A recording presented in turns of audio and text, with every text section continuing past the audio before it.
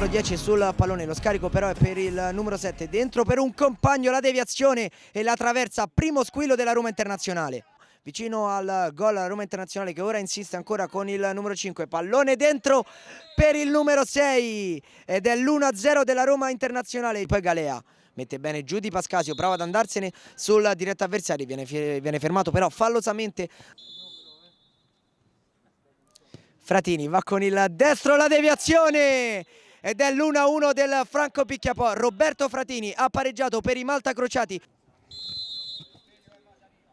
La rincorsa di Pinelli con il mancino è costretta agli straordinari il portiere della Roma Internazionale.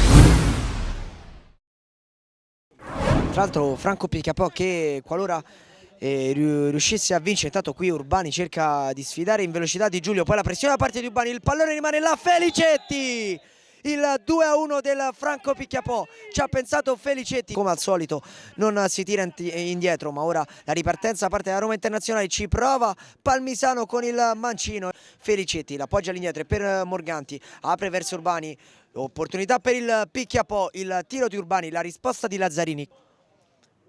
Urbani alla battuta, pallone dentro a cercare Morganti, ci arriva il numero 8, poi Bova allontana, il pallone però viene riconquistato da Fratini ed è il 3-1 del Franco Picchiapò, ancora Fratini, doppietta personale. Gli highlights di questa partita potrete vederli sul sito della Lega Calcio 8, ovviamente sezione dedicata alla Serie A2, intanto qui Palmisano ci prova con la testa e Soncini allontana con un miracolo.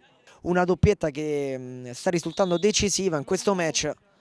Ancora Fratini, pallone dentro per un compagno, non arriva però la deviazione a parte di Morganti, poi ancora il numero 8 ed è il 4-1 che molto probabilmente mette la parola fine sul match, visto che il girone della Stella Azzurra della Serie A2 è stato vinto con praticamente 3 giornate d'anticipo da parte del CJ.